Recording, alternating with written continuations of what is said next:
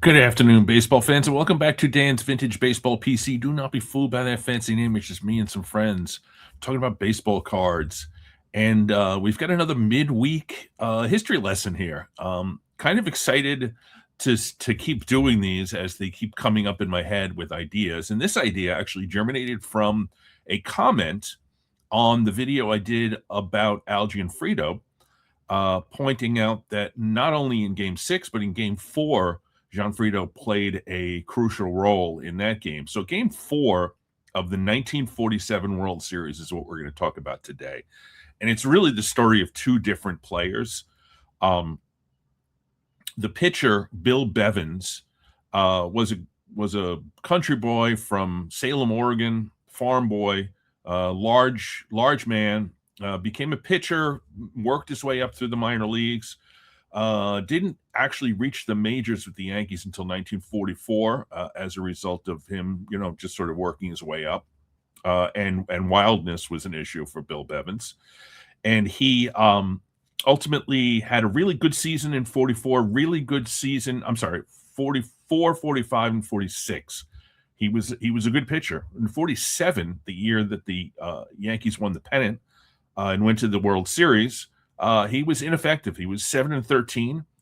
He had 77 walks and 77 strikeouts.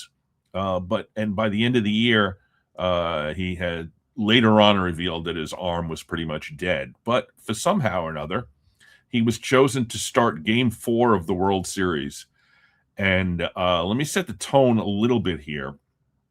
1947 for the Yankees was kind of in the middle of two dynasties. The 30s and early 40s, the Yankees were dominant. And then late 40s through the 50s, they were also dominant. 47 is kind of a team after three mediocre seasons where they won in the 80s games wise. 47, it all kind of came together, and they won, I believe, 97 games that year and won the pennant. The team had some young guys coming up. Yogi Berra's on the team. They had Ali Reynolds. They had just recently acquired from Cleveland. Vic Raschi was on the team, guys that would later on be part of the 50s dynasty. But the team was primarily Tommy Henrich and, of course, Joe DiMaggio, and a cast of other characters. The manager was Bucky Harris. Bucky Harris, who had been a manager of Washington and I think Boston, came in sort of as a replacement for Joe McCarthy. And before Casey Stengel would come in. So Bucky Harris is the manager. Now, the 47 Dodgers are a whole different story. That's a very historical team, as we've talked about in the movie 42. It's Jackie Robinson's rookie season. He's Rookie of the Year. He makes baseball history, American history. And as we know from that film and from history, Leo Durocher, who had been a successful manager with the Dodgers, was suspended for the year for personal conduct, essentially having an affair outside of his marriage with a Hollywood superstar. And the Dodgers brought in Bert Schotten, who had been kind of out of baseball for a while, to be the manager. But he did a decent job, and the Dodgers won the pennant. So Game 4, the Yankees are leading in the series 2-1, and Bill Bevens is pitching, and Bill Bevens throws 8 innings of hitless baseball. He enters into the 9th inning, 3 outs away from a no-hitter, and he gets the first batter out. He walks the second batter, and then he gets the third batter out, and up comes Pete Reeser. And we will go to the videotape for this one. Let me share my screen here and play the video that is on the MLB Network. Have it queued up here. So here we go.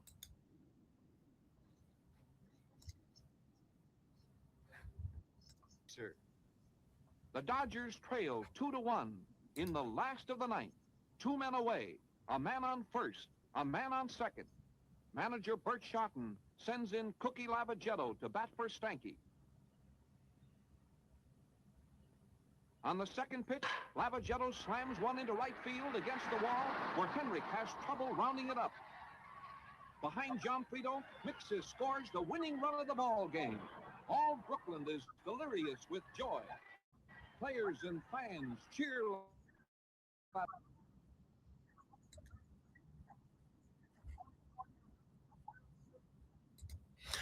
Well, I don't know about most dramatic finishes, but so essentially what happens is there's a walk.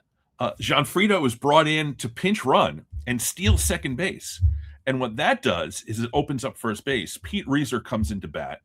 Pete Reiser had been a star for the Dodgers early in the 40s, but he had a career where he was constantly injured. He was one of those guys who gave his body on every play, ran into walls and dives and stuff like that. So he had a leg injury.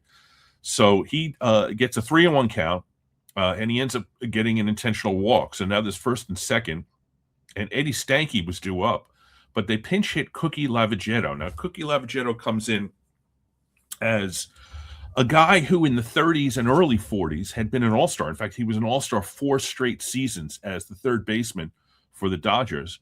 But he voluntarily enlisted in the Navy and spent 4 years in the Navy. He didn't see combat, but he was in Hawaii, so I'm assuming he was doing things other than playing baseball, but he was mostly playing baseball. And so when he returned from the service in 1946, he was in his mid-30s, and he said himself that he was pretty washed up at that point. So he was a part-time player in 1947, but he had been in the World Series in 41 with the Dodgers. And like I said, a 4-time All-Star, experienced player. So he's brought up to pinch hit. He takes a strike, and then on the second pitch, he hits a line drive to right field off the wall. And you saw the video. The runner from first is pinch runner Eddie Mixes, and he and Gianfrido both score and win the game 2-1. I'm sorry, 3-2. They had been the Dodgers had been behind 2-1. They scrapped out a run in like the 4th or 5th inning on a couple of walks and a sacrifice and a ground out. So Bevans was essentially one pitch away from immortality, and ended up never pitching again in the major leagues. Well, let me say that he never pitched again in the regular season. Interestingly enough, both Lavagetto and Bevans never played in the major leagues after this World Series. Bevans would pitch, actually, crucially, a couple of solid innings in Game 7, and as a reliever. And then Joe Page came in and finished the game, and the Yankees won Game 7 to win the World Series. So Bevans got a World Series ring, but his arm was shot. He came into spring training in 48, couldn't move his arm, and he was sent to a team who sent him back. He ended up pitching a little bit in the PCL for a variety of teams, including Sacramento, and ultimately ended up going back to Oregon and having a nice long life, and good for Bill Bevens. When interviewed about this game years later, as people would constantly ask him about it whenever it came up, he had a pretty good approach to it. He said, I don't really feel terrible about it. I was kind of lucky to be there in the major leagues. He had a short but decent career and a memorable single game. Cookie Lavagetto, on the other hand, did bat a few more times in that World Series, but never got another hit. This double to win Game 4 was his last major league hit. He also did not play in 48. He went out also to the PCL, played for the Oakland Oaks for several seasons. Lavagetto was coach material. He played for Stengel, interestingly enough. Casey Stengel would come and manage the Yankees in 49 and for more than a decade after that. And he also played for Charlie Dressen, who would come and manage the Dodgers in the early 50s. Charlie Dressen took Cookie Lavagetto with him from the Oakland Oaks in the PCL to the Dodgers, and Lavagetto was later on a coach in the 1950s until Dressen was fired. Lavagetto then followed Dressen to Washington, where Charlie Dressen was the manager of the Senators for a couple of years. And then when Dressen was fired, Lavagetto became the manager of the Washington Senators, and indeed was the manager when the Senators were moved to Minnesota to be the Twins. And so Cookie Lavagetto is historically the first manager of the Minnesota Twins. He didn't last the whole season, but he is the trivia question: who was the first manager of the Minnesota Twins? It's Cookie Lavagetto. Lavagetto then went on to become a coach for the Mets in the early 60s, including the infamous 62 Mets. So he had a pretty good career in terms of his after playing career, and has touches on a lot of different historical things in baseball. So another piece of that video that you need, that I should have pointed out when it was there, but when you see Bevans leaving the field, you see the Yankees catcher leaving the field. He's number 35.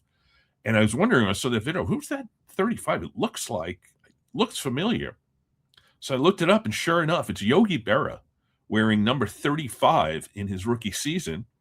He would, of course, later on wear 8, which would be the the number that the Yankees retired. So Berra was wearing 35. He walks off the field dejected, as did Bevans.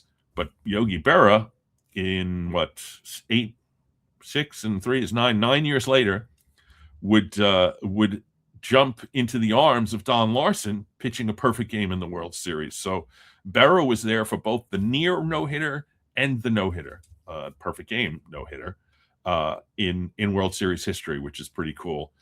Sort of bookends for that. So I just wanted to show, this is a baseball card channel, so let's show some cards. So Bevans has no other flagship card other than his 1948 Bowman card, which ironically enough, he was not even in the major leagues in 1948.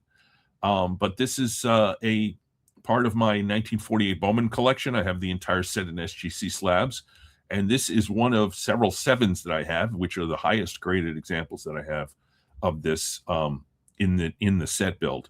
So Bevans has a card in the 1947 Tip Top set, which I don't own, and it's rare. There aren't any examples online. I'm not even sure what the pop count is, but if one comes up and I get a chance, I'll pop in and get that. But as of now, this 1948 Bowman is my only copy of a Bill Bevans Playing Days card. He's got some cards, PCL cards later on. Haig's Dairy, I think it's called, or Haig's Dairy. I think he's got one of those. So he doesn't really have many cards. He's in the Yankees picture pack. But Lavagetto actually has a pretty good number of cards. He, in the 30s, like I said, he was an all-star, so he's got some of those fine pen, wide pens. He's got 1939 play ball and this, which is the 1940 play ball. I picked this up at the Philly show just this past weekend on Saturday. Thinking I was going to be doing a show like this, saw this in the boxes of ungraded cards that Just Collect had out, and said, Cookie Lavagetto, there it is. There's my show. So here it is, 1940 Cookie Lavagetto. He's also in the 1947 Tip Top set, is not in 48 Bowman, and then thereafter he might have some PCL cards. But interesting to note that both Bevans and Lavagetto went into the PCL in the late 40s, early 50s, and may have in fact faced each other. I looked that up and I don't see any record of it, but so there you go. Baseball cards of these two gentlemen from a very historical moment. And here are, of course, the bit players in this in the drama. Eddie Mixis was a Dodgers infielder. He later on went to play, as you can see, in this 54 Bowman with the Cubs. Speedy runner. Good idea to pinch run him from Bert Schotten, because he went around to score from first base on a double and scored the winning run in Game 4. So there's Eddie Mixis. Pete Reeser, as I talked about before, had been a Dodger star. Injuries cost him his career for the most part. Here he is in 48 Bowman with the Dodgers. He would play for the Braves in 49 and finish out his career bouncing around. Pete Reeser could have been a Hall of Famer, but his body didn't agree with that. So this is interestingly enough, I bought this, I believe, at the same time as I bought the 7 of Bill Bevans, and this one is sharp as heck, but authentic Evidence of trimming. So SGC went through a period where they got evidence of trimming is their conservative viewpoint of cards that are this sharp from the 40s.